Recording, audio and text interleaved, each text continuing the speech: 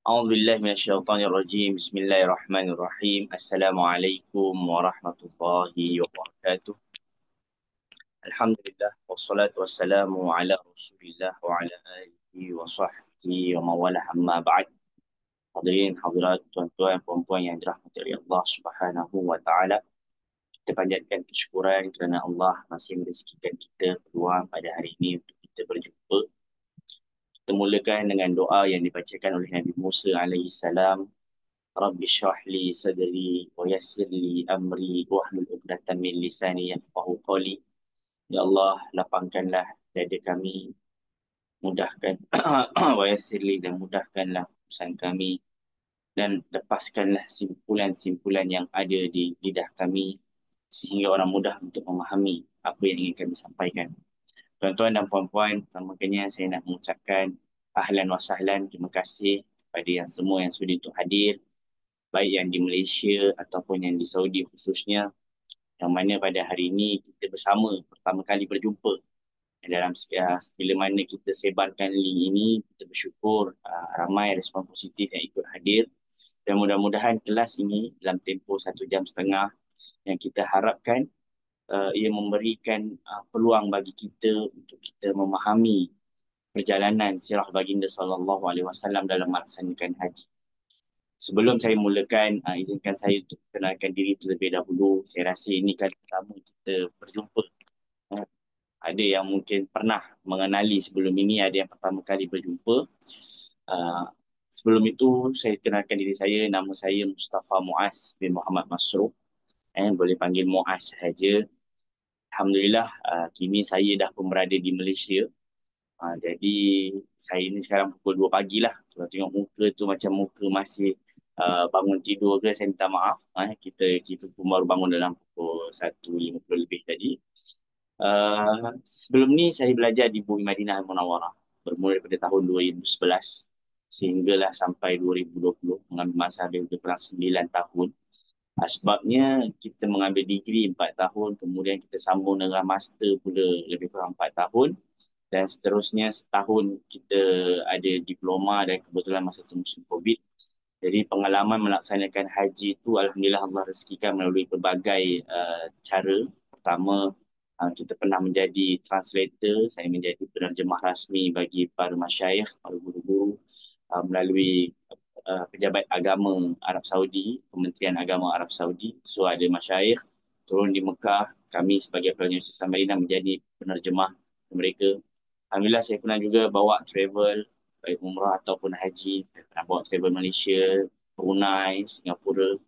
Dan Alhamdulillah juga Allah rezekikan pernah menjadi petugas rasmi untuk Al-Dhahi, untuk kambing-kambing. Kita menguruskan lebih kurang 3 juta ekor kambing, bahkan mungkin lebih. Yang mana sepanjang 4 hari, jadi dia rasmi daripada Arab Saudi. So, Alhamdulillah, pengalaman-pengalaman ini saya rasa sangat rugi jika saya sendiri tidak berkongsi.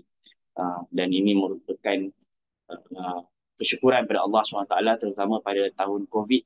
Tuan kalau ingat masa musim COVID dulu, lockdown Saudi kan. Agak apa Saudi lockdown, hanya 1,000 orang jemaah haji sahaja yang dibenarkan. Satu dunia ni hanya 1,000 orang sahaja. Itu pun daripada Arab Saudi. Kebetulan adik perempuan saya belajar di Saudi itu diterima daripada 1,000 orang. Jadi subhanallah, 1,000 orang saja tuan-tuan. Dan adik saya diterima, dan adik saya ni perempuan. So dia memerlukan mahram. Dia memerlukan mahram, kebetulan saya di sana. So direzekikan Alhamdulillah, saya pun ikut sekali untuk merasakan haji. Hanya 1,000 orang. 1,000 orang inilah yang pergi ke Arafah, 1,000 orang inilah yang pergi ke Muzdalifah, 1,000 orang inilah yang pergi semuanya. Jadi Alhamdulillah, daripada seramai-ramainya orang masa musim haji sampai sesikit-sikitnya orang, Alhamdulillah Allah rezekikan untuk melaksanakan ibadah.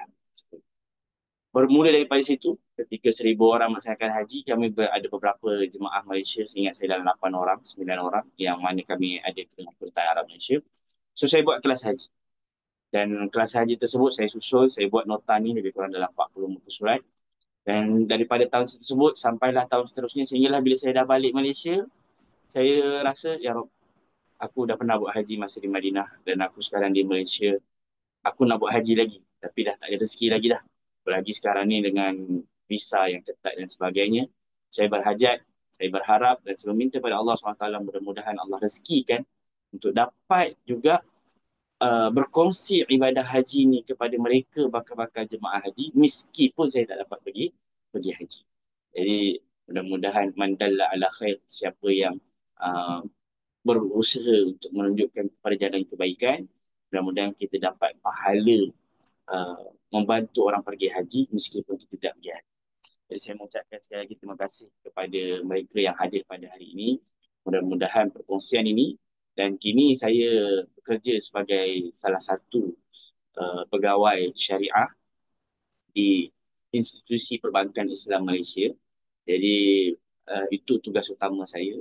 Dan mudah-mudahan dengan segala pengalaman-pengalaman yang ada ini menjadikan asbab perkongsian kita pada hari ini lebih lagi dapat mendekatkan diri kita kepada Allah Subhanahu Wa Taala.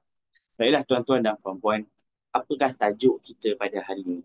Ini tajuk ini sangat penting.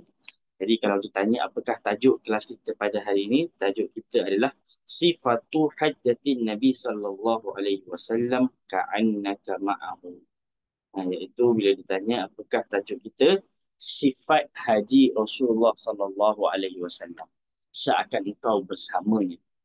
Jadi kita bukan belajar haji, saya tak kata ini halal, ini haram, ini sekian-sekian, you kena go sini, you kena go sini, tak. Tapi kita nak melihat macam mana Rasulullah SAW laksanakan haji, dan mudah-mudahan perjalanan cerita ini seakan kita bersama baginda sallallahu alaihi wasallam. Tajuk ini sebenarnya diambil daripada satu kitab bahasa Arab yang sangat menarik bila saya baca, lebih kurang dalam 200 muka surat. Jadi tajuk dia ini, sifat hajjatin Nabi sallallahu alaihi wasallam. Sifat haji baginda sallallahu alaihi wasallam ka'annaka, as you with him. Seakan-akan engkau bersama dengan baginda sallallahu alaihi wasallam. Dan ini gambar yang dikongsikan dekat sini, ini gambar Arafah zaman dahulu lah. Gambar yang mana kita katakan padang yang biasa. Padang yang mungkin di Arafah ini tuan-tuan, satu tempat di mana dia sebenarnya bukan tanah haram. Arafah ni tanah halal.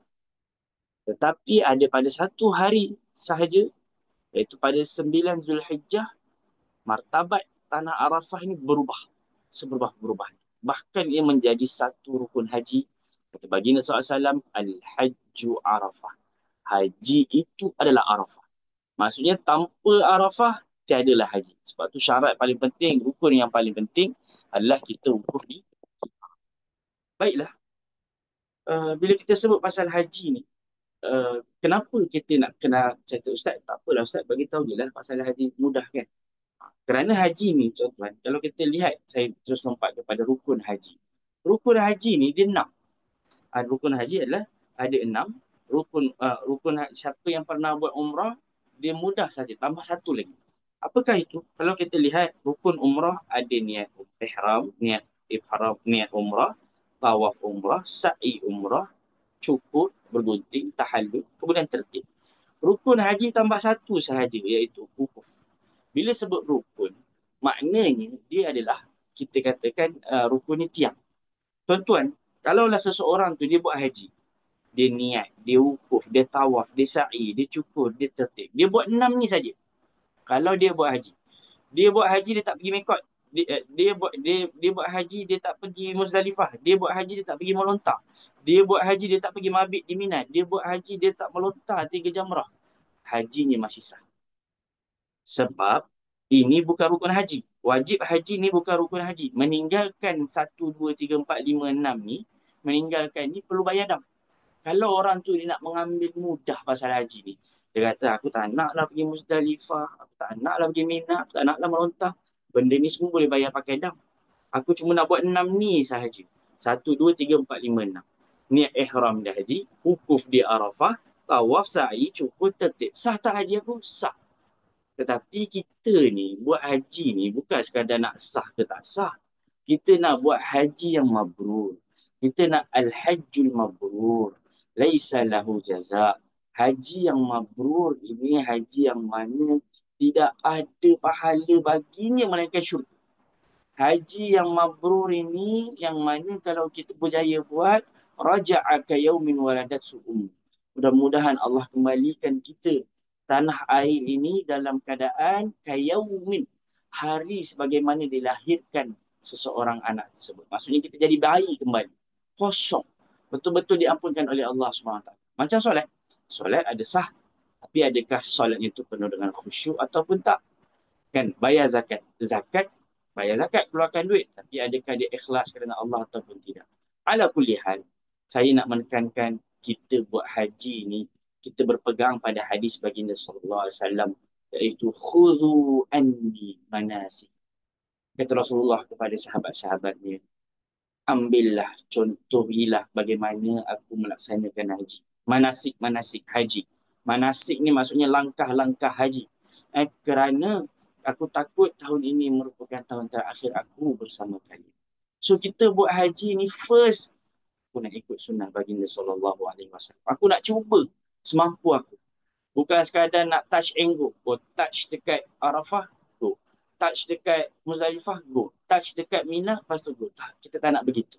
Kita nak berusaha ikut haji baginda sallallahu alaihi wasallam. Sebab dua Rasulullah minta ikut betul-betul. Pertama tadi hadis yang saya sebutkan, ikutlah, ambillah, contohilah bagaimana aku melaksanakan haji. Mana asikakum. Kemudian yang kedua, sallu kama ra'aitumuni usalli. Solatlah sebagaimana aku solat. So sebagaimana solat kita perlu ikut cara Rasulullah SAW solat, maka kita usahakan haji kita bersama seperti haji baginda sallallahu alaihi wasallam. Baik, sebelum kita mulakan ini, kita nak tahu dulu, Ustaz sebut haji. Haji ni bahasa apa, Ustaz? Haji ni tuan-tuan, dia dalam bahasa Arab, al-hajju, haji tu bermaksud al-qasdu, tujuan. So orang yang buat haji, tujuan. Daripada sudut bahasa dia adalah tujuan. Tujuan apa? Menuju kepada Allah. Sebab tu talbiyah kita, labbaik Allah. Aku sahut seruanmu ya Allah. Haji ini tujuan untuk Allah menuju ke kota Mekah dengan amalan yang khusus pada waktu yang khusus. Jadi amalan yang khusus dan waktu yang khusus. Tuan-tuan bakal jemaah haji, saya ucapkan tahniah. Daripada bilion umat Islam yang ada di muka bumi ini. Bilion. Tuan-tuan terpilih untuk melaksanakan haji. Yang mana haji ni pula hanya beberapa hari sahaja dalam setahun. Dan bermula daripada 8 untuk bagi yang sunnah, 8 Zulhijjah, 9, 10, 11, 12, 13. 6 hari tuan-tuan. Daripada bilion tu kita terpilih hanya berapa ramai dan hanya boleh buat, bukan boleh buat setiap hari, bukan boleh buat sepanjang tahun. Hanya boleh buat pada 6 hari ni sahaja. Sangat-sangatlah rugi kalau 6 hari ni yang kita tak tahu adakah ini peluang pertama dan terakhir kita untuk melaksanakan haji ni, kalau kita tak ikut apa yang dibuat oleh baginda sallallahu alaihi wasallam. Rugi. Rugi kalau sekadar ibadah touch haji ni hanya touch and go. Rugi kalau sekadar hanya aku nak wukuf, dah aku buat apa yang patut saja. Sangat-sangat rugi. Kalau kita nak buat haji sebagaimana baginda sallallahu alaihi wasallam melaksanakan haji, dan itulah tajuk kita pada pagi hari ini, sifatu hajjatin Nabi sallallahu alaihi wasallam ka'annaka ma'ahu. Sifat haji baginda sallallahu alaihi wasallam seakan engkau bersama dengan. Saya belum kita mulakan, saya nak mengajak tuan-tuan dan puan-puan untuk kembali membetulkan niat, kerana dua syarat agar ibadah haji kita diterima. Dan ini sentiasa, walaupun Allah rezekikan saya setiap tahun masa belajar di Madinah untuk dapat buat haji pada zaman dahulu, tapi dua ini sentiasa ditakdirkan oleh para guru-guru ini. Yang pertama adalah betulkan niat ikhlas kerana Allah Subhanahu Wa Taala. Syarat yang pertama. Kerana kalau tak ada dua syarat ni, buat ibadah haji 1000 kali pun, buat ibadah haji, buat ibadah umrah berjuta kali pun, tapi kalau tak ada dua syarat ini, tertolak amalan kita. Tak ada, orang kata hanya sekadar melepaskan kefarduan haji, tapi kita tak dapat pahala ibadah haji tersebut. Apa yang pertama? Ikhlas kerana Allah. Betulkan niat Allah, aku buat haji ni bukan semata-mata nak apa orang panggil aku gelaran haji, bukan sekadar aku rukun haji aku selesai. Tak, bahkan doa Rasulullah niat Rasulullah waktu haji apa kita akan belajar. Ya Allah, aku buat haji la ria'a wala sum'ah. Rasulullah niat, ya Allah, aku ingin buat haji tanpa ada riak, tanpa ada sum'ah, tanpa untuk menunjuk-nunjuk, tanpa untuk agar apa didengar-dengar. Maksudnya biar orang tu tak ada nak sum'ah ini. Kalau riak itu biar orang lihat, kemudian kita pun bangga, menunjuk-nunjuk baik secara penglihatan ataupun secara pendengaran. Maksudnya Rasulullah membetulkan, Rasulullah SAW mengajak kita untuk buat haji ni tanpa riak, tanpa menunjuk-nunjuk, tanpa membangga-bangga. Ikhlas kerana Allah Subhanahu wa taala. Berdasarkan ayat Al-Quran, wa ma umiru illa liya'budullaha mukhlishin. Tidaklah kita ni diperintahkan melainkan untuk ikhlas kerana Allah Subhanahu wa taala. Kerana kalau ikhlas ini lawannya apa? Lawannya tak ikhlas. Lawannya riak. Orang yang mana dia tak ikhlas kerana Allah, habis tertolak amal ibadah. Tapi adakah ikhlas sahaja mencukupi? Tak. Ada lagi syarat yang kedua, iaitu ikut sunnah baginda sallallahu alaihi wasallam. Ikut ajaran baginda sallallahu alaihi wasallam.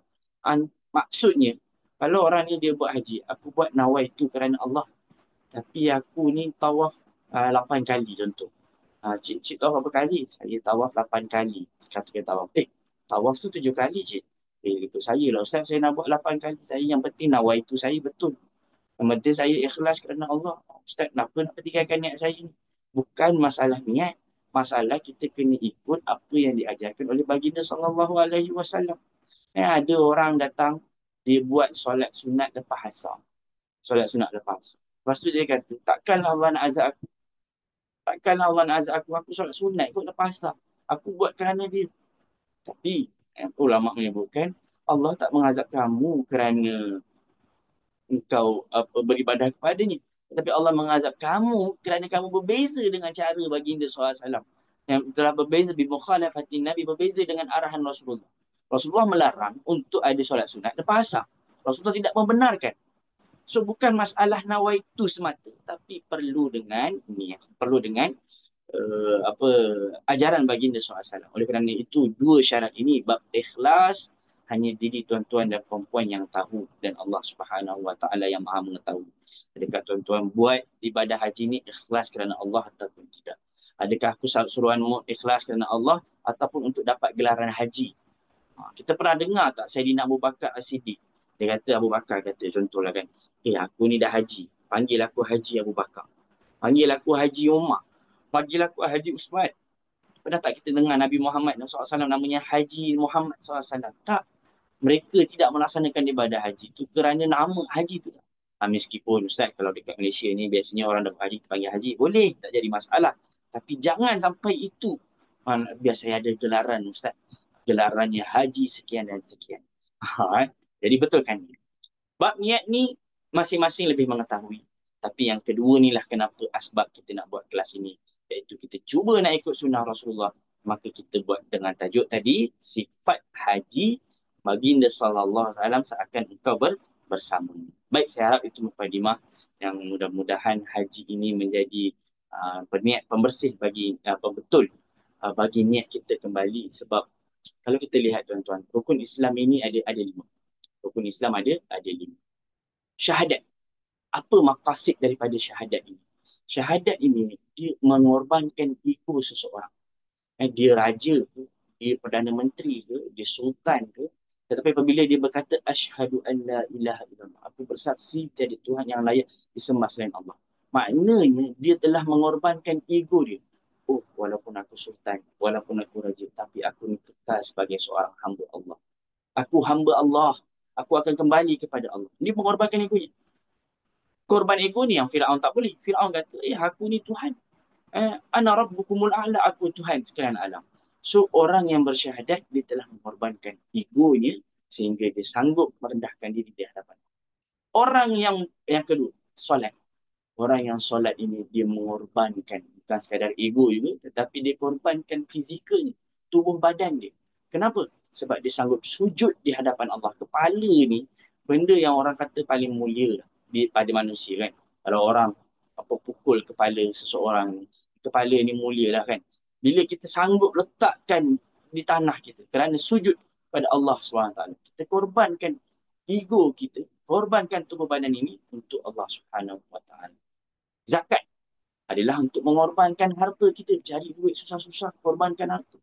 Puasa, korbankan orang kata tenaga kita dengan berlapar, korbankan hawa nafsu kita kerana Allah Subhanahu Wa Taala. Benda yang halal semua jadi haram. Benda yang boleh makan, boleh minum, boleh berhubungan sama isteri, semua tak boleh kerana puasa. Haji ni tuan-tuan, Rukun yang kelima ni mengumpulkan empat-empat. Haji ni mengorbankan ego kita. Orang yang buat haji tapi tak nak korbankan ego. Orang yang buat haji, dia kata, aku buat haji, aku nak fastah. Aku nak sekian, aku nak pakai mahkota kalau dia raja contohnya. Aku nak tutup kepala. Tapi tak boleh larangan dalam ihram. Kalau kita lihat larangan-larangan dalam ihram, maqasid dia sebenarnya adalah untuk agar kita ni kembali kepada Allah. Kamu raja tak boleh pakai mahkota. Untuk lelaki tak boleh tutup kepala. Kan? Itu. Kamu wanita tak boleh pakai wangi-wangian. Kan benda-benda yang berwangian tak boleh. Tak boleh sekian dan sekian. Pakai selipar, kasut mahal. Tak boleh kalau lelaki kena pakai selipar yang biasa. InsyaAllah kita akan belajar dalam bab larangan-larangan ihram. Pendek ceritanya, orang yang buat haji tetapi kembali kepada Allah tetapi tidak ada mahu mengorbankan niatnya, mengorbankan egonya, maka kita sama-samalah bermuhasabah. Kalau bukan haji ini sebagai pengetuk hati kita untuk kembali menjadi seorang hamba, ibadah apakah lagi? Maka kita sama-sama berusaha. Kita berharap haji ini kita hidupkan kembali lafaz talbiyah. Labbaik Allahumma labbaik. Aku sahut seruanmu ya Allah. Labbaik la syarika laka labbaik. Aku sahut seruanmu yang mana tiada sekutu. Hanya Allah kita sahut. Bukan kerana manusia, bukan kerana apa. Hanya kerana Allah. Innal hamda. Segala pujian. Wa ni'mah. Segala nikmat. Maksudnya nikmat yang kita ada ni. Wal mulk. Laka wal mulk. Dan segala kerajaan adalah milik engkau, la syarikalah, dan bukan milik sekutu-sekutu. Jadi tuan-tuan dan puan-puan, saya mengajak diri saya sendiri dan tuan-tuan dan puan-puan semuanya, mari kita kembali kepada ibadah haji ini untuk kita kembali menjadi seorang hamba. Pergilah ibadah haji dengan hati seorang hamba. Jangan pergi kepada ibadah haji dengan Tuhan sebagai hamba. Saya nak bawa haji, saya nak bawa saya punya hamba-hamba saya pada zaman dahulu. Saya nak bawa orang-orang bawah-bawah saya. Sebab saya ni Tuhan. Padahal kita ni ibadah haji ni kita kembali kepada Allah. Dan itu sebenarnya merupakan bentuk nanti kalau di padang mahsyar. Apabila dikumpulkan semua manusia. Tidak ada beza antara hitam, putih, tinggi, pendek, kaya, miskin, datuk, datin, raja, hamba. Semuanya sama di hari kiamat. Macam itu jugalah nanti di hari Arafah. Semuanya berpakaian yang sama. Yang kaya pakai baju warna putih. Yang miskin pakai baju warna putih. Yang tinggi ke yang ni semuanya memakai baju yang sama. Tak boleh pakai baju pakaian berjahit dan sebagainya. Tidak boleh. Baik. Saya rasa itu mukadimah kita untuk setengah jam yang pertama. Kenapa kita sebut pasal benda ini? Sebab kita nak betulkan niat balik. Ibadah haji ni, saya sebutkan sunnah Rasulullah satu, tapi bab niat inilah yang kita perlu sama-sama perbetulkan. Baik. Tuan-tuan dan puan-puan, 3 jenis bentuk haji. Ini pada muka surat 3 ni saya akan mengulang setiap kali waktu kelas kita. Baik. Sampai sini kalau seandainya suara masih tak clear ke apa, just maklumkan sahaja ya. 3 jenis bentuk haji. Haji ni dia ada 3 jenis. Yang pertama haji tamattu' daripada kalimat mata'a. Okey, atau disebut atau daripada muta'ah. Maksudnya senang, relax, mudah. Haji tamattu' itu daripada kalimat haji yang relax. Kenapa haji yang relax? Sebab dia terpisah. Ada 2 ibadah yang berbeza, ada umrah, kemudian buat tawaf umrah, buat sa'i umrah, kemudian ada haji, buat tawaf haji, sa'i haji. Relaxnya di mana Ustaz? Di tengah-tengah ini. Tuan-tuan, haji ini dalam Al-Quran Allah merakamkan Al-Hajju Ashhurum Ma'lumat. Haji ini ada bulan-bulan yang tertentu. Bulan-bulan yang tertentu. Bermula daripada bulan Syawal. Syawal, Zulqa'dah, Zulhijjah. So 3 bulan. Bulan haji ada 3 bulan. Maksudnya, kita boleh buat haji tamattu' bermula dengan umrah. Contoh, daripada 1 Syawal, saya datang ke Mekah, saya buat umrah. Buat umrah macam biasa. Buat tawaf, buat sa'i. Selesai, bila saya dah tahallul, saya boleh pakai pakaian biasa. Saya boleh relax. Saya boleh bersenang-senang. Saya boleh, halal bagi saya segala macam. Daripada 1 Syawal tu sampailah 8 Zulhijjah, saya boleh pakai pakaian biasa. Kemudian baru saya niat haji, pakai ihram balik. Kemudian ada tawaf haji, ada sa'i haji. So ini haji yang pertama. Haji tamattu'. Yang kedua, haji ifrad dan qiran. Haji ifrad dan qiran ni, dia lebih kurang sama daripada sudut zahir ni. Dan daripada sudut zahirnya nampak macam sama. Haji ifrad dan kiran. Tetapi dia ada dua yang berbeza. Sebelum tu kita nak tahu dulu Ustaz, haji ifrad kiran ni macam mana? Orang contohnya, haji ifrad dengan kiran ni, dia tak boleh nak bersenang-senang. Dia tak macam tamattu.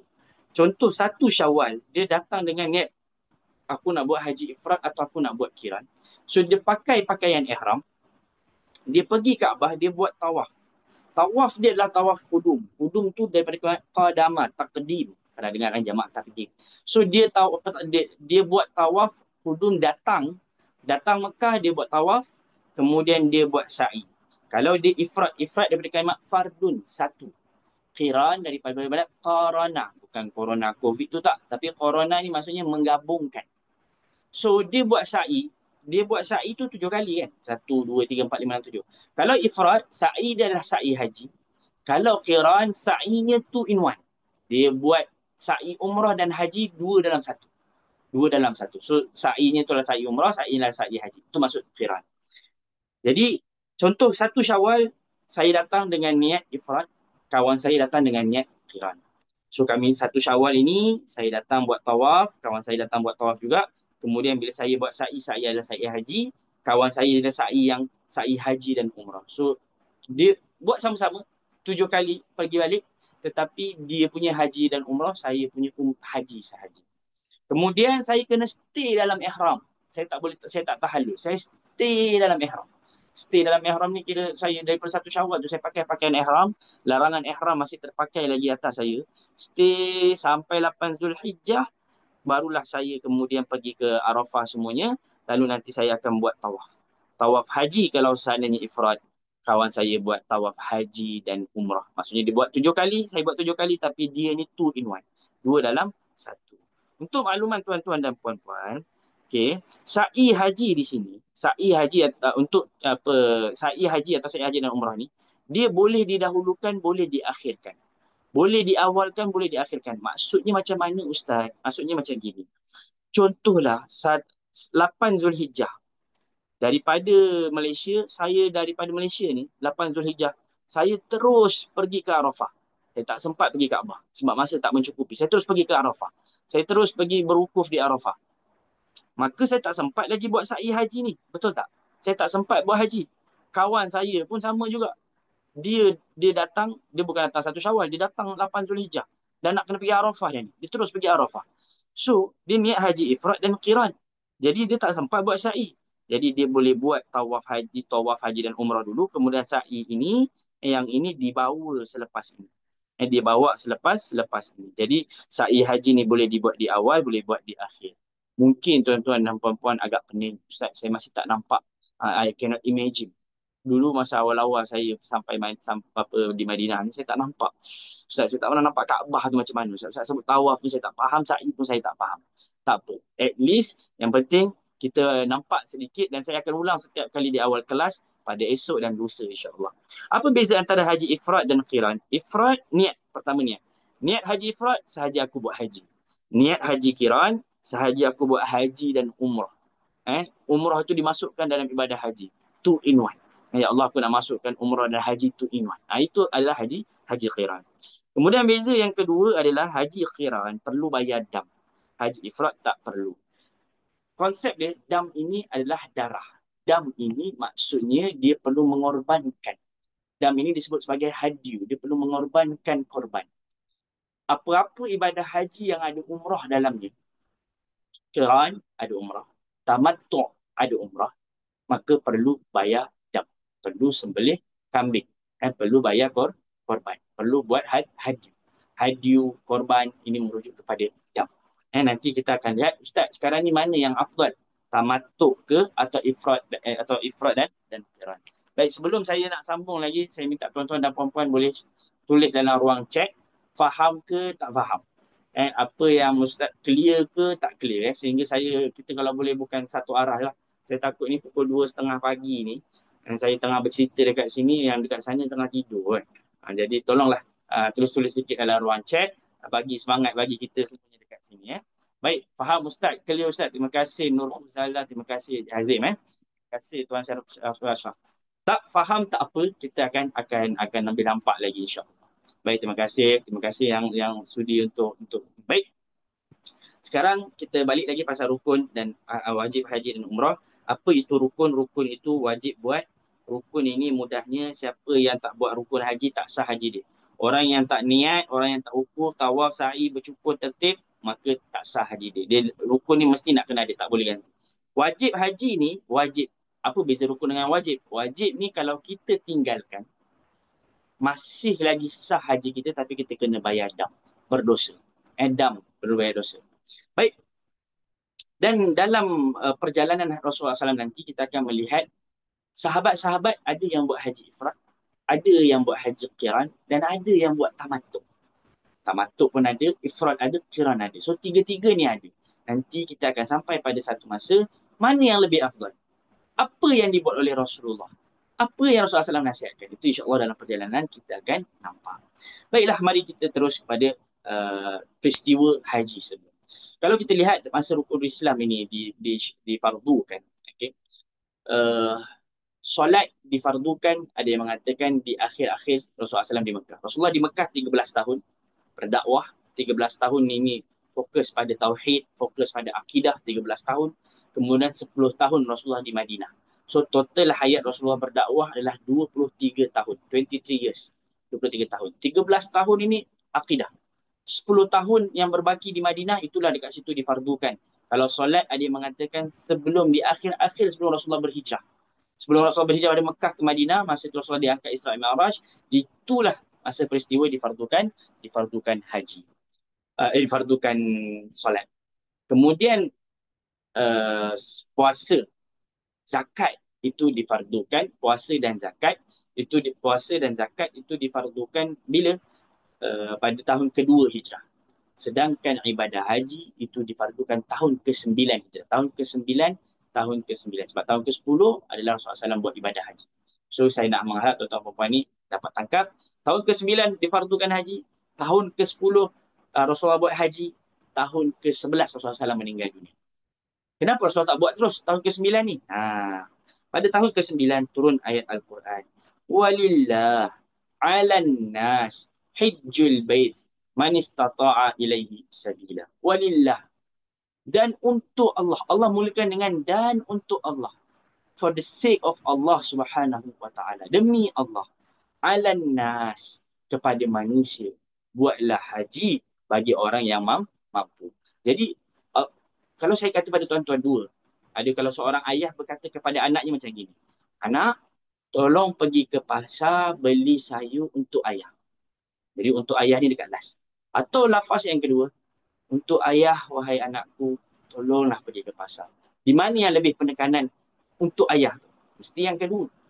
Allah SWT berfirman, Allah tak sebut, buatlah haji kerana Allah. Tapi kerana Allah, buatlah haji. So niat tu yang penting. Buatlah kerana Allah. Rendahkan ego kita. Jadilah sebagai seorang hamba. Walillah ala nas hijjul bait. Pergi haji bagi orang yang istita'ah, bagi orang yang mampu. Mampu ni ada dua. Mampu daripada harta, mampu daripada tenaga, kesihatan, dan sekarang ditambah lagi oleh Muzakarah Tabung Haji, mampu juga daripada sudut visa. Istita'ah, visa ini pun salah satu bentuk kemampuan yang mana diperlukan juga. Baik, pada haji tersebut, masa tahun ke-9, Rasulullah SAW bila difardukan sesuatu, Rasulullah SAW akan buat segera. Tapi untuk tahun ke-9 ni, Rasulullah SAW tak dapat nak buat. Padahal dah turun dah kefarduan haji ni. Kenapa? Sebab masa waktu tersebut, masa di mana orang-orang ramai masuk Islam. Kalau kita lihat sejarah, tahun ke-8 Hijrah, setahun sebelum tahun ke-9, tahun ke-8 Hijrah, Rasulullah berjaya membuka kota Mekah. Kota yang mana dulu menghalau Rasulullah, memerangi Rasulullah. Tapi kota Mekah sekarang berjaya dibuka oleh baginda SAW. Maka tahun ke-8 ini, bila mana ramai orang masuk Islam, ramai orang datang untuk menyatakan kesetiaan kepada Rasulullah, membaiat Rasulullah. Maka tahun ke-9 tu disebut sebagai Amul Wufud. Tahun, orang kata duta, wufud ini maksudnya duta. Tahun-tahun orang berjumpa dengan baginda SAW dan menyatakan kesetiaan, baiat pada baginda SAW. Sehingga Rasulullah tak buat haji, Rasulullah berikan kepada Sayyidina Abu Bakar As-Siddiq untuk menjadi pemimpin haji. Rasulullah SAW hantar Sayyidina Abu Bakar As-Siddiq daripada Madinah bersama kafilah haji. Rasulullah juga berpesan kepada Sayyidina Ali bin Abi Talib untuk mengeluarkan satu statement. alla yahujja ba'da al-ami musyrik. Tahun ini tahun last orang musyrikin boleh buat haji. Wa alla ya wala yatufu bil baiti uryan. Dan tidak boleh lagi selepas ini tawaf dan haji dan bertelanjang. Buat haji wa alla yatufa bil baiti uryan. Jadi tuan-tuan, ini pertama kita kena faham masyarakat jahiliah ini mereka masih berpegang dengan ajaran-ajaran nabi-nabi yang terdahulu. Saki baki ajaran Nabi Ibrahim tu masih ada.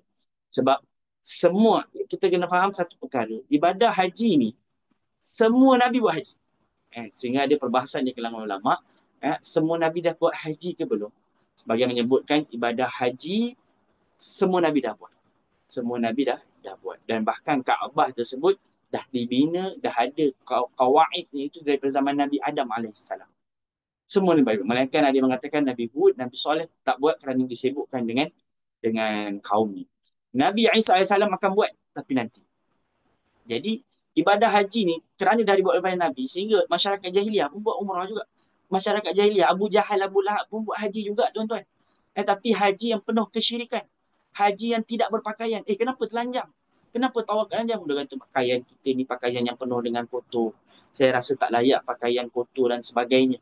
Jadi, saya tak nak saya orang ni bila dia ada inovasi dalam agama, dia akan buat benda yang mana syariat tak suruh. Lepas tu dia akan pandai-pandai buat. Kan? Buat ni. Alah, yang penting nawaitu. So nawaitu mereka ni, aku nak tawaf tak pakai pakaian sebab pakaian ini pakaian duniawi.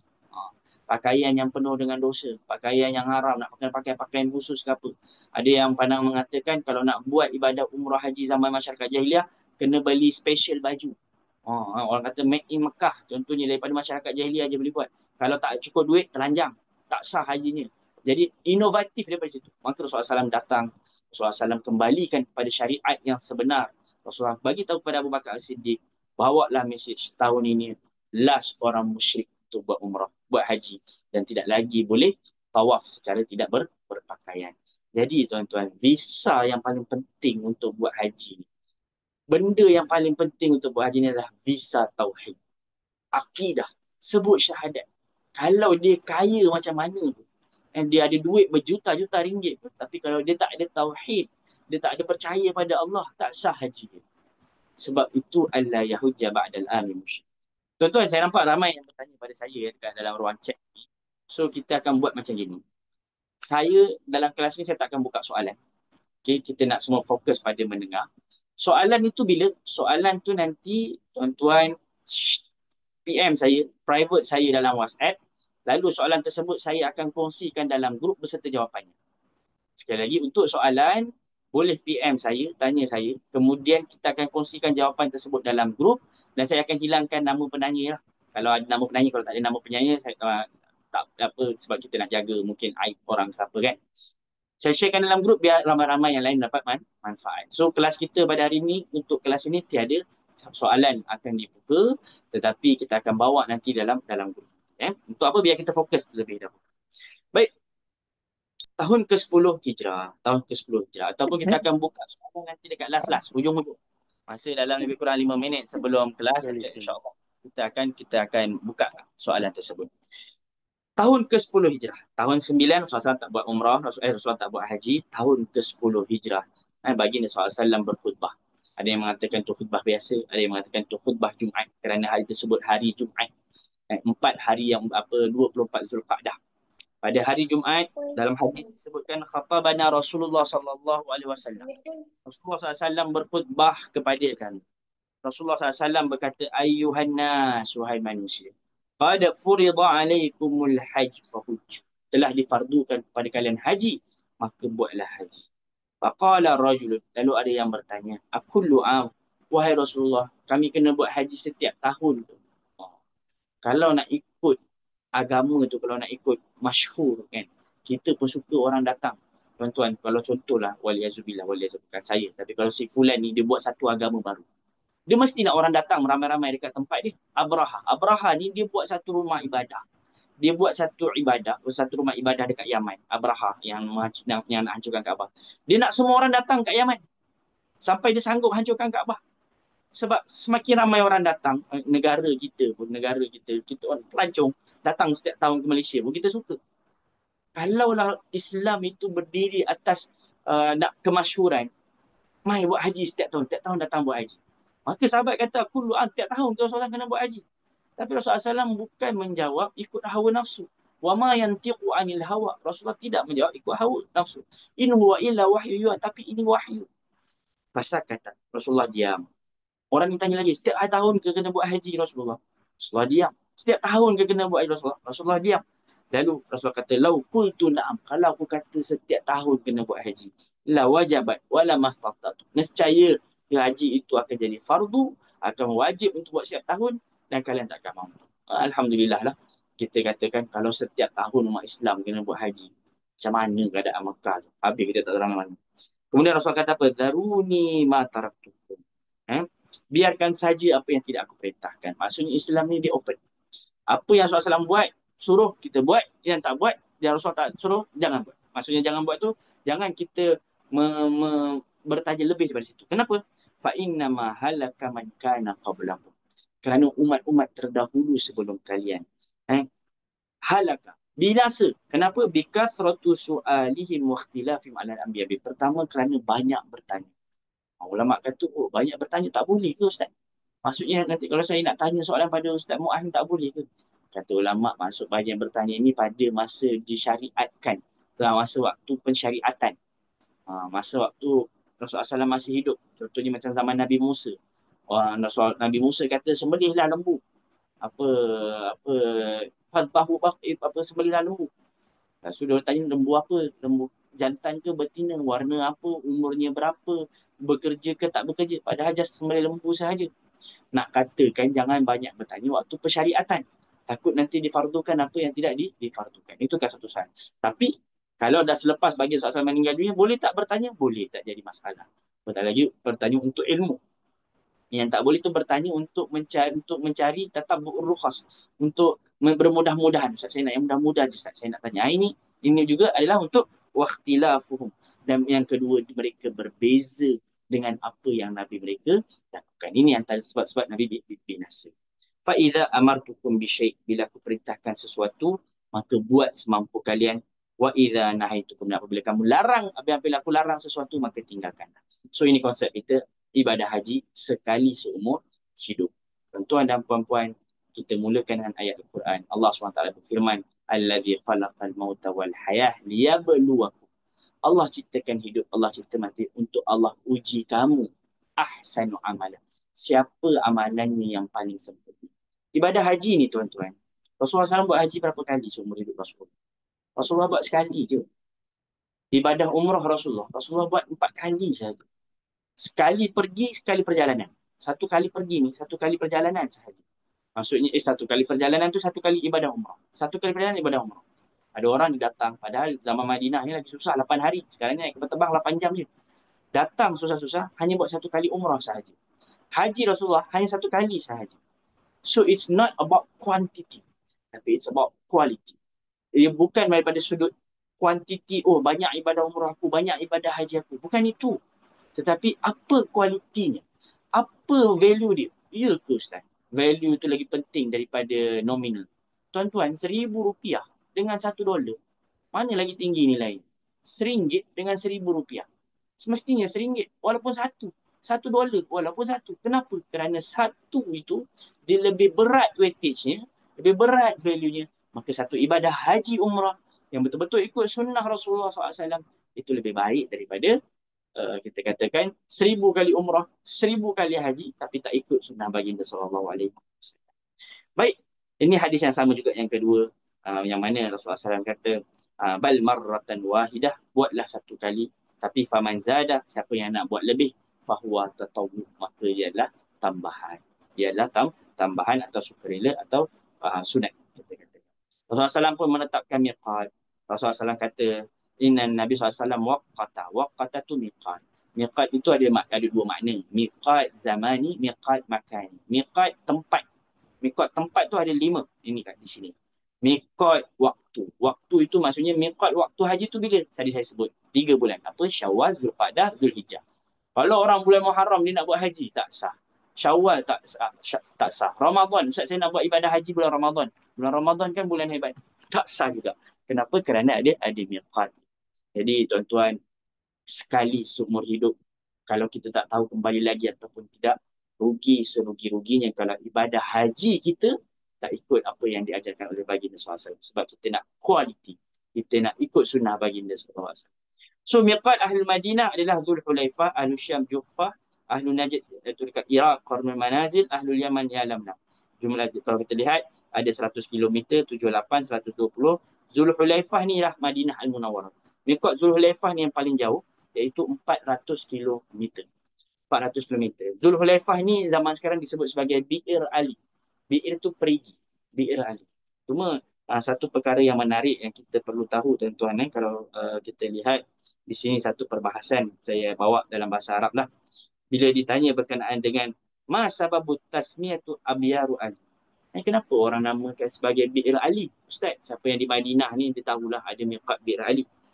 Kalau kita lihat dalam perbahasan, ada yang mengatakan sesungguhnya nama ini nama muhdatsah, nama baru yang dinamakan oleh orang Syiah Rafidah. Orang Syiah Rafidah bagi nama Bir Ali ini. Faismuhal asl, nama asal dia Zulhulaifah. Hadis tadi kita baca pun Rasulullah SAW mengatakan Zulhulaifah. Rasulullah sebut Zulhulaifah. Macam mana tiba-tiba boleh Bir Ali? Sebab orang Syiah. Orang Syiah kata apa? Oh, ini perigi di mana Sayyidina Ali memerangi jin. Maka kita namakan ini tempat Bir Ali. Bukan begitu. Jadi nama yang sebenarnya adalah Zulhulaifah. Kita ikutlah apa yang disebut oleh Rasulullah. Rasulullah SAW bertanya, apakah pakaian yang perlu dipakai bagi orang haji? Kalau orang haji ni kena pakai baju apa? Yang pertama kata Rasulullah, la talbasul qumus. Jangan pakai pakaian qumus. Qumus itu baju jubah. Jangan pakai, daripada pakaian jubah inilah ulama membawa satu perbahasan tidak boleh pakai pakaian berjahit. Bagi lelaki tidak boleh pakai pakaian yang berjahit. Saya zaman dahulu, masa sebelum buat haji, saya kata tak boleh pakai pakaian berjahit. Pakaian ihram pun daripada jahitan. Dah tu nak pakai pakaian plastik pun. Kan? Takkan nak pakai pakaian plastik dan namanya pakaian berjahit. Oh, rupanya maksud pakaian-pakaian berjahit ini adalah pakaian yang membentuk tubuh badan. Pakaian yang pakai macam apa, kalau baju t-shirt dia membentuk tubuh badan, tak. Kena pakai pakaian ihram. Sebab larangan Rasulullah kata jangan pakai jubah. So ulama kata, ulama keluar satu kaedah, tak boleh pakai pakaian jahit yang membentuk tubuh badan. Walal amaim, tak boleh pakai imamah, pakai serban. Ulama keluar satu kaedah, oh lelaki tak boleh tutup kepala. Walas sarawilat, tak boleh pakai seluar.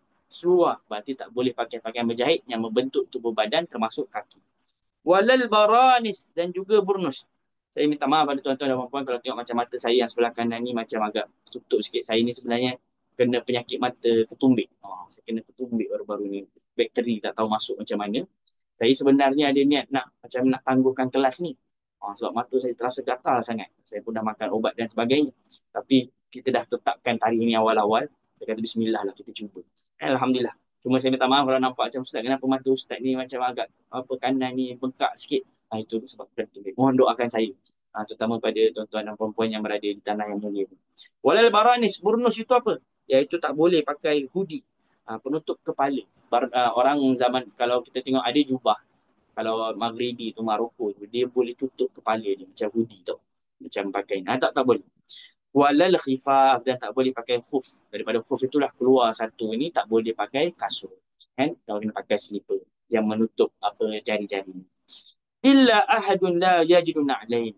Kata Rasulullah, melainkan kalau orang tu dia tak ada slipper. Ni orang miskin, tak ada slipper.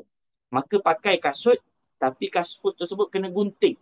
Jangan sampai tutup buku lali. Sebab itulah pakai slipper yang tak boleh tutup buku lali. Wala talbisu syai'an minas thiyab. Rasulullah jangan pakai pakaian yang berbau wangi-wangian. Za'faran ataupun waras. Za'faran waras ni macam pewangi. Tak boleh. Jadi kaedah-kaedah yang larangan-larangan ihram itu kebanyakannya diambil daripada sini. Yang tak boleh tutup kepala, tak boleh tutup sikit. Dan kita akan fokus nanti pada larangan ihram ini nanti di masa yang lain. Saya tak nak tuan-tuan merasa terbeban dengan larangan ihram. Larangan ihram ni tuan-tuan, dia sebenarnya sumber pahala bagi kita daripada sudut apa? Allah SWT, ibadah umrah ini, ibadah umrah, ibadah haji, kalau kita bayangkan, dia perjalanan untuk menjadi tetamu Allah. Tetamu Allah. Kita ni kalau jadi tetamu raja, raja sediakan makanan sedap-sedap. Raja bagi kalau tuan rumah lah kita kan, kita nak buat kenduri ke apa, kita akan bagi siap bagi goodies, bagi packaging, bagi semua macam-macam. Tapi tetamu Allah ni tak boleh pakai-pakai, kena pakai pakaian biasa, tak boleh pakai wangi-wangian, tak boleh pakai cantik-cantik macam pergi kenduri ke apa. Kenapa? Kerana Allah SWT apabila nak memberikan pahala kepada hamba melalui dua cara. Sama ada buat sesuatu atau tinggalkan sesuatu. Do something atau kita meninggalkan sesuatu, leave something. Sebagai contoh, nak buat ibadah, nak buat pahala, kita berzikir. Tapi nak buat ibadah juga, kita jangan cakap benda yang buruk. Falyakul khairan aw liyasmut. Cakap baik atau diam. Diam, meninggalkan sesuatu, tak cakap baik pun, tak cakap benda buruk, dapat pahala juga. So, kalau dalam ibadah haji, orang bertalbiyah. Labbaik Allahumma labbaik, bertalbiyah.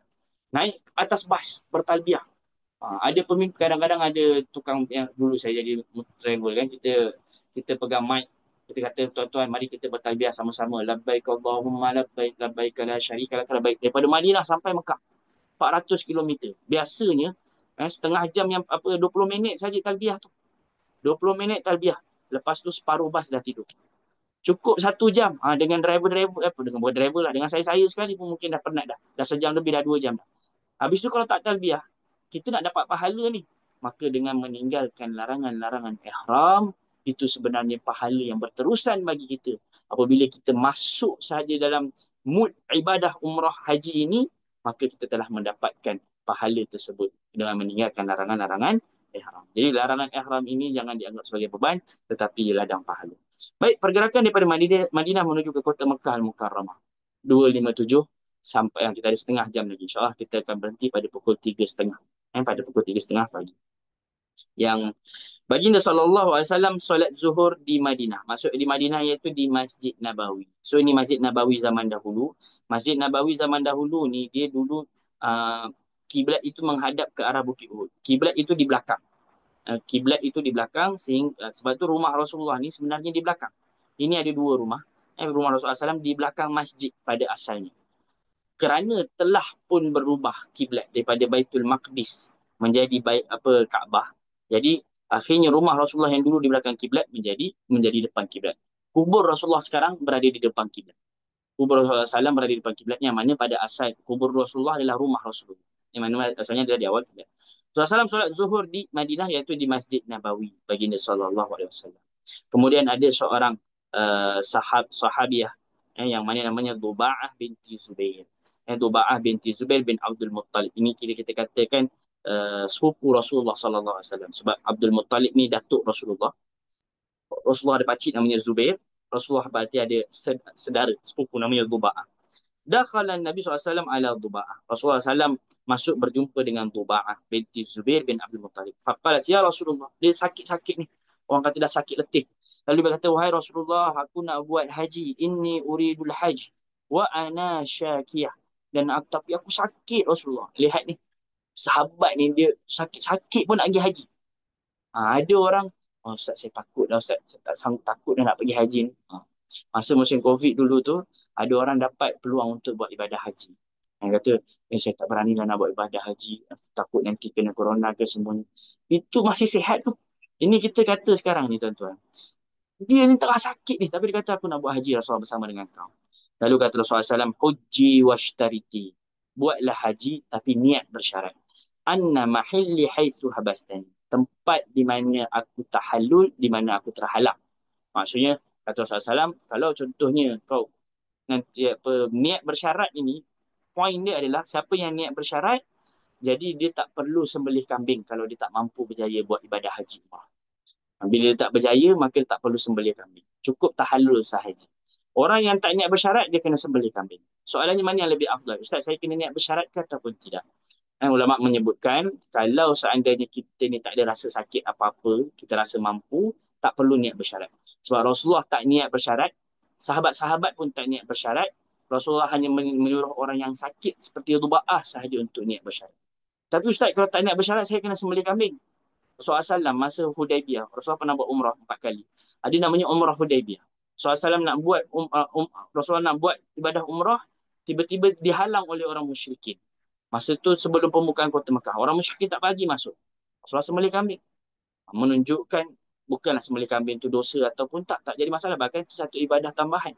Ala kulli hal, jadi Kalau kita rasa tak sakit, tak perlu niat bersyarat pun tak apa. Tapi kalau kita takut, pakcik ni dah tua, tak tahulah boleh ni ke tak. Nak niat bersyarat pun tak jadi masalah. Jadi ini kisah berkaitan dengan niat bersyarat. Lalu solat zuhur Rasulullah di Masjid Nabawi. Lalu kemudian lepas zuhur Rasulullah bergerak menuju ke miqat, iaitu Zulhulaifah. Atau aka Bir Ali yang masyhur sekarang. Sekarang ni orang ramai sebut Bir Ali, Bir Ali. Padahal kita sebutkan nama tersebut merupakan penamaan daripada Syiah Rafidah. Baik, Rasulullah SAW solat asar, maghrib, isyak, subuh secara qasar. Jadi Rasulullah buat qasar tapi tak jamak. Rasulullah sampai sebab Zulhulaifah ni dia agak jauh sikit daripada Madinah, lebih kurang dalam 8 kilometer. Zaman dulu ni dia terpisah. Madinah adalah Masjid Nabawi. Zulhulaifah ni orang kata pintu keluar Madinah. Jadi dah jauh dah, 8 kilometer. Jadi baginda SAW sampai dekat sana, asar, Rasulullah solat 2 rakaat. Tunggu maghrib, maghrib solat 3 rakaat. Maghrib jangan kosong 1,5 pula. Jadi 1,5 rakaat. Kemudian isyak, isyak 2 rakaat. Kemudian subuh, subuh secara qasar di sana. Baik. Kenapa Rasulullah nak stay 1 hari dekat sana? Sebab Rasulullah menunggu sahabat-sahabat yang lain berdatangan. Berapa jumlah sahabat yang buat haji? Ada yang mengatakan daripada 100,000 sampai 120,000 orang. 120,000 orang buat haji, tuan-tuan. 120,000 orang menyatakan keislaman kepada Rasulullah. Dalam dakwah Rasulullah 23 tahun sahaja. 23 tahun Rasulullah berdakwah, 100,000 orang masuk Islam. 120,000 orang buat ibadah haji bersama Rasulullah. Kadang-kadang saya ini bertanya pada diri saya sendiri, ya Rabbi, berapa ramai orang masuk Islam selama kita hidup. Umur saya dah 35, tapi berapa ramai orang masuk Islam ni? Malu kita dengan baginda SAW. Tak mampu nak berdakwah, kita bantu dakwah Islam. Jadi 120,000 orang. Baik. Pada 26 Zulkaidah, pada hari Ahad, Malaikat Jibril bertemu dengan Nabi SAW. Atani laylah atim rabbi. Kata Rasulullah SAW, semalam ada malaikat datang kepadaku, iaitu Malaikat Jibril. Malaikat Jibril memerintahkan kepadaku, salli fi hadzal wadi mubarak. Solatlah di lembah yang diberkati ini. Sebab tu dekat kawasan Zulhulaifah ni, dia ada lembah di situ. Jadi dekat situ kata Malaikat Jibril, solatlah dekat wadi mubarak, wa kul umratan fi hajjah. Dan Malaikat Jibril perintahkan Rasulullah SAW sebut umrah dalam haji. Umrah dalam haji. 2 in 1. 2 in 1 berarti haji apa, tuan-tuan? Haji qiran. So daripada sinilah baginda SAW, sebagian ulama-ulama Saudi, mazhab Hambali mengatakan baginda SAW melaksanakan haji qiran. Jadi ulama Saudi menyebutkan SAW buat haji qiran. Umratan fi hajjah. Mazhab Syafi'i melihat sebab Rasulullah SAW ni macam saya sebutkan tadi, haji ifrad dengan qiran ni dia hampir sama daripada sudut zahir. Sehingga ada yang mengatakan Rasulullah buat ifrad ke atau buat qiran? Ifrad atau qiran? So ada yang mengatakan Rasulullah buat haji ifrad, ada yang mengatakan Rasulullah buat haji qiran. Dan yang mengatakan haji qiran dalilnya ini, umratun fi hajjah.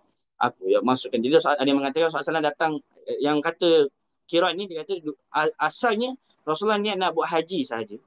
Kemudian bila dekat miqat ini, Malaikat Jibril memerintahkan masukkan umrah dalam haji. Masukkan umrah dalam haji. So dia menjadi haji qiran. Baik, dekat situ, dekat miqat ni, masa nak pergi ibadah haji ni, tiba-tiba ada seorang wanita bernama Asma binti Umais, isteri kepada Sayyidina Abu Bakar. Asma binti Umais seorang sahabiah, seorang wanita, yang mana Asma binti Umais dulunya berkahwin dengan Ja'far bin Abi Talib, pakcik Rasulullah. Ja'far bin Abi Talib bukan pakcik Rasulullah, sepupu Rasulullah SAW. Ja'far bin Abi Talib. Kemudian Ja'far meninggal dunia dalam perang di Jordan. Meninggal dunia, kemudian Asma itu dinikahi oleh Sayyidina Abu Bakar As-Siddiq. Nanti bila Abu Bakar As-Siddiq meninggal dunia, Asma binti Umais pula dinikahi oleh Sayyidina Ali bin Abi Talib.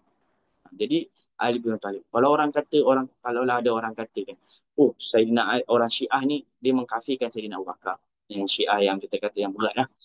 Mengkafirkan Sayyidina Abu Bakar. Kemudian mereka kata Sayyidina Ali tu tak menyokong Abu Bakar. Kita kata tak menyokong apa? Isteri Sayyidina Abu Bakar pun Sayyidina Ali bin Abi Talib menjaganya.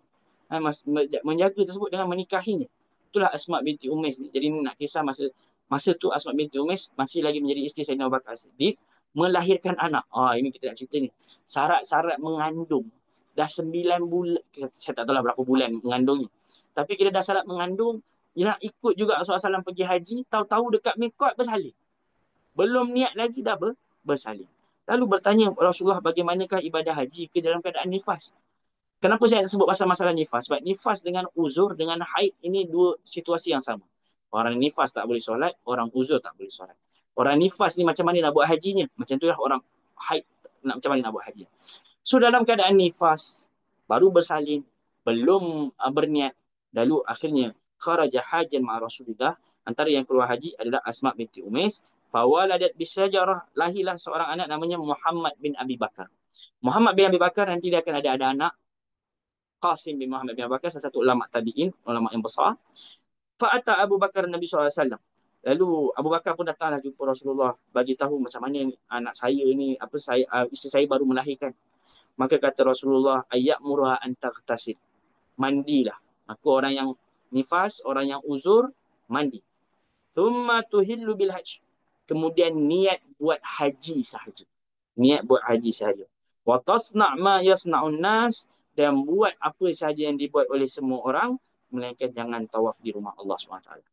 So, dia nak buat haji ifrat atau dia nak buat haji qiran, boleh. Dia nak buat haji ifrat atau buat haji qiran, boleh.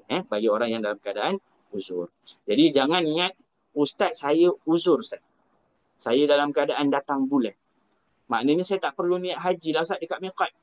Tak kena niat juga. Kena niat dekat miqat. Sebab yang bersalin pun kena niat. Takkanlah yang tak uzur pun tak niat pula. Ni ada kata, oh Ustaz, saya masuk kat Makkah ni saya tak niat, Ustaz. Kenapa? Sebab saya uzur masa kat miqat. Bukan, kena niat juga. Ini jangan sampai terlepas. Rasulullah memberikan penanda kepada unta-unta yang akan dikorbankan. Jadi ada beberapa unta. Berapa jumlah unta yang dibawa oleh Rasulullah untuk dijadikan korban? 100 ekor unta. Bagaimana Rasulullah SAW mandi dan bersiap? Jadi Rasulullah SAW bersiap sebelum ihram ini masa dekat miqat. Kita ni nak mandi dekat miqat tu tak boleh lah. Kita mandi dekat hotel, kita mandi dekat rumah kan. Tapi Rasulullah SAW sebab stay 1 hari di Zulhulaifah, Rasulullah mandi di sana berpakai wangi-wangian. Jadi Rasulullah SAW pakai wangi-wangian tapi di tubuh badan. Bukan di pakaian ihram. Di tubuh badan. Sebagaimana dalam hadis Aisyah radhiyallahu anha menyebutkan, aku memakaikan wangi-wangian bagi Rasulullah SAW sebelum berihram. Jadi pakai ihram, pakai wangi-wangian itu kat tubuh badan sahaja. Jadi jangan bau busuk, kena mandi, potong kuku, cukur bulu ketiak, bulu bawah, semuanya kasih bagi bersih. Kemudian pakai wangi-wangian di tubuh badan. Kemudian lepas tu baru pakai baju dan kita berniat untuk ihram. Bagaimana Rasulullah mandi dan bersiap sebelum ihram. Berapakah nilai barang-barang yang disiapkan oleh Rasulullah SAW untuk pergi ibadah haji? Baik, nilai barang ni dia dua. Soalan yang pertama, Rasulullah SAW bawa berapa barang, berapa banyak. Soalan yang kedua, pakaian Rasulullah SAW ni, atau kita katakan unta Rasulullah SAW ni, berapa dia punya harganya. Atau kita katakan, macam contohnya, kalau saya nak buat ibadah haji ni, saya dapat business class ke economy class. Saya boleh bawa 2 beg ke 3 beg. Pertama, Rasulullah SAW, barang Rasulullah SAW ni sangat simple. 1 ekor unta bawa 2 barang. Barang Rasulullah dan barang Sayyidina Abu Bakar As-Siddiq. Kiranya dalam 1 luggage tu ada 2. Sikit tak banyak. Janganlah kita bawa macam-macam ni semua kan. Sebab fokus kita nak ibadah haji. Kemudian seat Rasulullah disebutkan tak lebih daripada 4 dirham. 4 dirham ni lebih kurang dalam RM40 sahaja. Seat Rasulullah SAW. Bukan ekonomi, bukan business class. Ekonomi yang kita naik kapal terbang tu sedap lagi tu ada cushion. Ini RM40 je nilainya. Ada orang, Ustaz saya tak nak buat haji kalau saya tak dapat business class, Ustaz. Saya tak selesa, Ustaz. Saya ni banyak duit. Rasulullah SAW, subhanallah, yang mana kalau Allah nak kayakan Rasulullah SAW ni boleh. Tapi bawa pakai biasa-biasa sahaja. So asal boleh naik, asal boleh jalan. Kita kalau boleh ada peluang buat haji, walaupun bukan business class, pergilah. Selagi mana masih ada kekuatan. Kemudian perintah Rasulullah SAW sahabat untuk berniat. Rasulullah SAW kata apa? Man arada minkum ayyuhilla bihajjin wa umrah. Siapa yang nak buat haji dan umrah, man arada, siapa yang nak buat haji dan umrah. Maksudnya siapa nak buat haji qiran, buat. Falyaf'al. Siapa yang nak buat haji sahaja, iaitu haji ifrat, buat. Siapa yang nak buat umrah, iaitu buat tamatuk, buat umrah dulu dan baru buat haji, buat. Maka berniatlah, falyuhil. Jadi di sini, hadis ini Rasulullah SAW memberikan 3. Siapa nak buat kiran boleh, siapa nak buat tamatuk boleh, siapa nak buat ifrat pun boleh. Ada seorang sahabat bertanya, saya takut ramai yang dah penat ke apa ni. Kemudian pada yang nombor 7, ada orang ni, dia tiba-tiba dia berdiat. Anna Nabi SAW sami'a rajulan. Ada seorang lelaki dia berkata, labbaika an syubrumah. Ya Allah, aku nak buat haji untuk syubrumah. Syubrumah ni abang dia. Qala man Syubrumah? Rasul kata Syubrumah itu siapa? Si fulan ni kata akhun li au qaribun. Oh, Syubrumah tu saudara aku, kerabat aku. Kata Rasulullah, hajjata an nafsika? Kau dah buat haji untuk kau diri sendiri belum? Belum. Qala la, aku belum buat haji lagi. Qala hujja an nafsik thumma hujja an Syubrumah. Kata Rasulullah, kau kena buat haji untuk engkau dulu. Nanti next year baru buat haji untuk Syubrumah. Jadi tuan-tuan dan puan-puan, haji ni kita nak buat haji badal, kita kena buat untuk diri kita sendiri terlebih dahulu. Tahun yang tak boleh buat haji untuk orang lain sedangkan kita boleh buat. Dan kalau nak buat haji badal pun seorang satu saja. Tak boleh nak buat sahaja aku buat badal haji untuk 10 orang dalam satu masa. Ada tuan-tuan saya dengar orang-orang saya tak nak sebut daripada negara mana. Dia punya kiai dia kata badal haji ni tak apa. Boleh buat 10 dalam satu masa ke 7 orang satu masa ke. Macam mana korban tu ada 7 bahagian. Ni kita buat 7. Tak boleh. Badal haji yang murah-murah ni pun kita kena hati-hati. Kita takut sebab dia kadang-kadang dia ni bagi kat si fulan. Takut yang dia sub pada sekian, sub pada sekian. Yang ni pula dia kata tak apa kita pulun je semua. Kita takut berhati-hati. Badal haji ni benda yang perlu kita berhati-hati. Jadi buat haji untuk diri sendiri dulu. Kemudian kalau nak buat haji untuk orang lain tidak menjadi masalah. Baik, sambil menunggu, sambil kita orang kata refresh soalan-soalan sikit lah. Kita buat soalan-soalan, kita baca dulu soalan-soalan yang mungkin ada yang bertanya. Ifrat tak perlu umrah langsung ke Ustaz? Ada kata perlu buat lepas bulan haji. Betul ke fahaman saya? Okay, ada Abang Luqman ni dia bertanya dalam ruang chat. Boleh baca ruang chat. Ustaz, ifrat ni tak perlu buat umrah langsung ke? Nanti kita akan belajar. Ifrat ini adalah buat haji saja.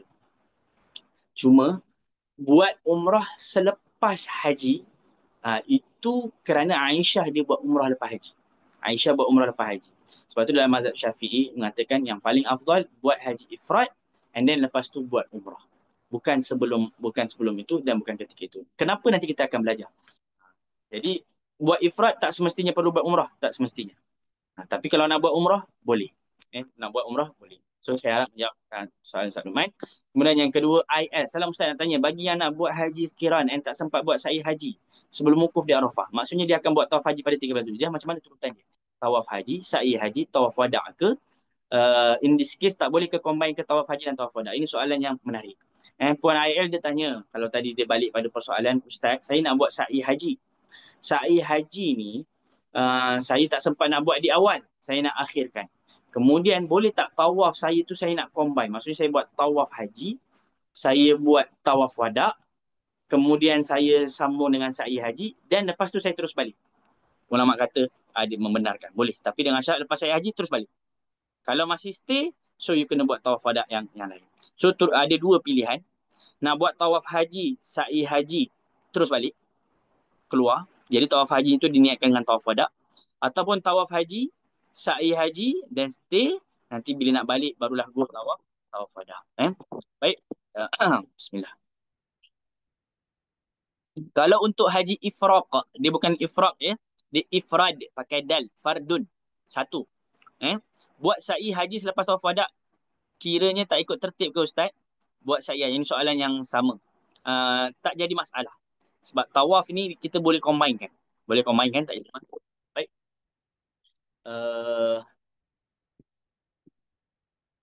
Kita sambung kembali. Rasulullah SAW berniat untuk melaksanakan ibadah haji. Ini hadis yang saya sebutkan. Hajjan Nabi SAW. Rasulullah SAW berniat untuk melaksanakan haji tadi. Umratun fi hajjah. Niatnya labbaik, dan niat yang disebutkan di sini nanti kita akan lihat. Rasulullah SAW buat haji ala rahli rathin wa qatifatin tusawi arba'in. Rasulullah SAW buat haji di atas unta yang mana pelananya harga 40 ringgit, lebih kurang 4 dirham sahaja. La tusawi, lalu Rasulullah berdoa, Allahumma hajjatun la ri'a fiha wala sum'ah. So ada dua riwayat. Riwayat yang pertama, ya Allah aku nak buat haji tanpa riak, tanpa sum'ah. Ya Allah aku buat haji bukan kerana riak, bukan kerana sum'ah. Saya mengajak tuan-tuan dan puan-puan pun sama. Saya pun tadi bila saya kita sebelum kelas tadi, ya Allah aku nak buat kelas ni, ya Allah bukan kerana riak, bukan kerana sum'ah. Itu kita sama-sama. Dan segala perkara kalau boleh bukan kerana riak, kerana sum'ah. Hadis yang kedua, hadis riwayat Bukhari dan Muslim. Rasulullah SAW berdoa. Sami tu Rasulullah SAW yang pun aku mendengar Rasulullah SAW berbicara, labbaika umratan wa hajjan. Aku sahut suranmu ya Allah untuk buat umrah. Aku sahut suranmu ya Allah untuk buat haji. So Rasulullah SAW buat haji qiran.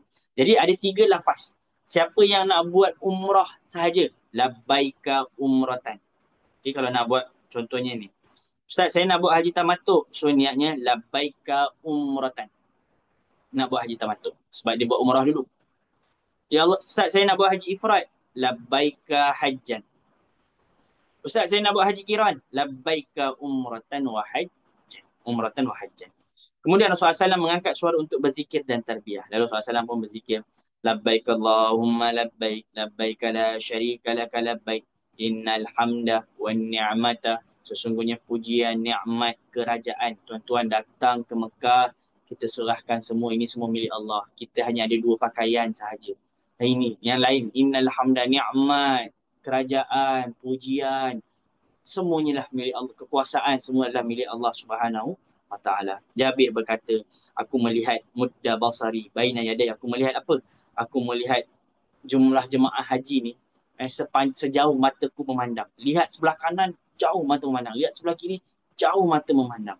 Dan begitu juga di belakang Rasulullah SAW. Jadi begitu ramai. 120,000 orang tu ramai tuan-tuan ya. Nah katanya, inilah kisah Jabir radhiyallahu anhu. Kemudian malaikat Jibril bertemu lagi kepada Nabi SAW untuk kali kedua. Bila Rasulullah SAW, bila malaikat Jibril kali pertama yang tadi tu, yang masa dekat Miqat. Yang kita ingat bila malaikat Jibril memerintahkan solat dekat tempat lembah ini, kemudian masukkan umrah dalam haji. Ja'ani Jibril. Jibril datang kepadaku lalu berkata, ya Muhammad, wahai Muhammad, perintahkan sahabat kamu. Falyarfa'u aswatahum bitalbiyah fa innaha min syarah. Wahai Muhammad, perintahkan sahabat kamu untuk falyarfa'u, untuk angkat. Jadi talbiyah ni sebenarnya untuk diangkat suaranya. Fa innaha min syiaril hajj. Kerana inilah syiar haji. Kita nak bagi tahu ni, aku sahut surah Allah, labbaik Allahumma labbaik. Tapi ini untuk lelaki. Perempuan suaranya rendah. Cukup didengari oleh telinganya sendiri sahaja. Jangan yang perempuan pula nak bertalbiyah kuat-kuat, mendayu-dayu, sampai yang bukan mahram tu tergoda. Bukan begitu. Baik. Jadi perjalanan baginda SAW ni mengambil masa lebih kurang 8 hari. Bermula daripada Madinah. Kemudian menujulah sampai ke Mekah Al-Mukarramah. Sampai ke Mekah Al-Mukarramah. So 8 hari perjalanan semestinya. Kenapa saya tulis 7 atau 8 hari perjalanan? Sebab sebab bulan Zulqa'dah tu saya cuba cari. Zulqa'dah, Zulhijjah. Zulqa'dah ni dia lebih kurang 29 atau 30 hari. Boleh jadi 29, boleh jadi 30 hari. Macam Syawal lah. Macam Ramadan kan. Hari ni raya ke esok raya? 29 ke 30? So yang ni saya cuba cari bulan Zulqa'dah zaman Rasulullah tu, masa tu 29, 30 tu saya tak jumpa. So dia lebih kurang 7 ke 8 hari perjalanan. 7-8 hari perjalanan tuan-tuan perjalanan yang jauh. Kita naik kapal terbang 8 jam. Itu pun dah risau dah. Ustaz macam mana ni Ustaz? Rambut saya gugur Ustaz. Ustaz macam mana Ustaz? Settle sekian. Itu 8 jam. Ini 8 hari tuan-tuan. Jalan kaki lagi. Ada yang naik kenderaan 120,000 orang. Berkemah jalan. Kalau ada anak mungkin menangis. Lagilah tadi Asma binti Umayyah, baby baru lahir kan. Susah-susah nak buat haji ni semuanya. Jadi malu kita kalau seandainya kita baru sikit, Ustaz 1 hari saya letih, lepas tu kita marah-marah. Kita tak boleh nak bersabar. Sedangkan para sahabat ni bersabar dalam 8 hari perjalanan. Dalam perjalanan baginda SAW menuju ke kota Mekah Al-Mukarramah, Rasulullah SAW lalu dekat satu kawasan namanya Desa Rauha. Rauha, Rasulullah kata sesungguhnya telah berjalan di jalan ini 70 Nabi. Laqad salaka, dekat jalan 70 Nabi. Dan nanti Nabi Isa AS pun akan lalu dekat jalan ini juga. Bertahlil, bertabiah kepada Allah. Sampai dekat satu bukit, Rasulullah tanya, ini bukit apa? Sahabat kata, ini Thaniyatu Harsha. Wahai Rasulullah, sini nama kawasan ini Harsha. Rasulullah kata, aku melihat Nabi Yunus bin Matta yang sedang bertabiah melaksanakan haji di atas unta kerana Allah Subhanahu Wa Taala. Sampai dekat satu wadi Azraq, satu lembah. Rasulullah kata, ini wadi apa? Lembah apa? Rasulullah kata, ini lembah Azraq. Rasulullah kata, aku diperlihatkan bahawa Nabi Musa AS pernah bertabiah menuju ke sana, bertabiah kepada Allah Subhanahu Wa Taala. Saya baca yang bahasa Arab lah tuan-tuan, lebih senang daripada bahasa yang kalau saya baca takut bahasa yang ni. Kita baca lafaz hadis ni, lebih senang. Allah, dia jadi iklan pula ni. Sifatul hajatin Nabi SAW. Tak apa. Kita nanti besok kita share lagi.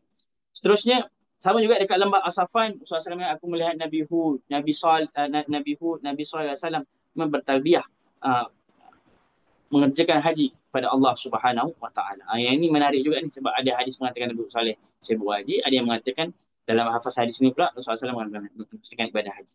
Baik, kisah isteri seorang sahabat yang ingin buat haji dan meminta unta daripada suaminya. Jadi ada seorang isteri yang dia kata dekat suaminya, "Abang, aku nak buat haji dengan Rasulullah juga dengan untanya." Tapi kata suaminya, "Sesungguhnya aku tak memiliki unta untuk mengerjakan haji." Kata suaminya, "Abang tak ada, abang ada seekor unta je ni." Unta yang satu lagi, lepas tu hajikan aku dengan unta yang fulan. Kan abang ada unta satu lagi. Pakailah unta tersebut. Dia kata tak boleh. Itu telah kuwakafkan unta ni fisabilillah. Jadi ada hadis ni, suami ni dia ada dua unta. Satu suami dia nak pakai. Satu lagi apa dia kata zakah habisun fi jam zakah habis bukan dua, ni hadis lain. Minta maaf. Saya tercampur. Hadis yang ni nanti kita akan buka hadis yang kedua. Hadis yang pertama ni dia kata, "Ya Rasulullah SAW, izinkan aku mengerjakan haji bersama Rasulullah SAW atas unta." Rasulullah SAW menjawab, "Aku tak ada memiliki unta untuk mengerjakan haji. Hajikan aku dengan unta tersebut." Lalu suami kata, "Unta tu telah aku wakafkan fi sabilillah." Lalu suami datang berjumpa Rasulullah SAW. Kemudian isterinya mengatakan, "Wahai Rasulullah, aku ni nak buat, isteri aku nak buat haji atas unta tersebut, tapi unta tu aku dah wakafkan. Maka bagaimana?" Kata baginda sallallahu alaihi wasallam, ama innaki law ahjajtaha alaik." Kalau kau menghajikan dia atas unta tu, itu pun termasuk fi sabilillah juga. So orang yang buat ibadah haji di atas itu pun dah termasuk fi sabilillah juga. So perjalanan haji ni adalah perjalanan fi sabilillah.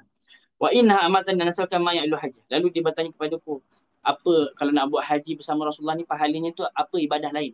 Apakah ibadah lain yang pahalanya sama seperti haji bersama Rasulullah? Jawapannya adalah, kata Rasulullah, umrah dalam bulan Ramadan. Siapa yang buat umrah pada bulan Ramadan, saya, tuan-tuan, puan-puan, kalau buat umrah pada bulan Ramadan, maka pahalanya seperti pahala haji bersama baginda sallallahu alaihi wasallam. Ini hadis yang pertama. Dia ada hadis yang kedua, ini yang saya agak tercampur. Tak maaf tuan-tuan, pagi ni agak mencabar sikit. Ma mana'aki an tahujji ma'ana. Ini hadis dia. Hadis riwayat Muslim. Jadi, qala Rasulullah SAW li imra'ati minal ansar. Ini hadis yang kedua. Rasulullah bertanya kepada seorang wanita ansar, "Ma mana'aki an tahujji ma'ana?" Kenapa kau tak ikut haji bersama kami, wahai wanita? Ini kisah yang lain. Lalu wanita ni kata, "Lam yakun lana illa nadihan." Wahai Rasulullah, kami cuma ada 2 ekor unta sahaja. Fahajja abu waladiha wa ibnuha. Anak aku dengan suami aku pakai satu unta. Wa taraka lana wa nadihan. Unta yang kedua pula untuk kami, untuk aku dengan anak-anak yang lain untuk minum susunya. Maka Rasulullah kata apa? Fa idza jaa Ramadan. Kalau begitu, bila sampai bulan Ramadan, fa'tamiri. Nanti kau buatlah umrah. Fa inna umratan fihi ta'dilu hajjah. Kerana umrah pada masa itu sama seperti haji. Yang lain haji bersama baginda sallallahu alaihi wasallam. So ada 2 hadis. Maaf tadi saya agak tercampur. Ala kulli hal, kita ni nak haji bersama Rasulullah SAW memang tak dapat dah. Rasulullah SAW sudah pun meninggal dunia. Tapi saya mengajak tuan-tuan dan puan-puan, kalau ada rezeki, buatlah umrah pada bulan Ramadan. Kerana pahalanya pahala haji bersama baginda sallallahu alaihi wasallam. Baik, saya rasa itu sahaja terlebih dahulu.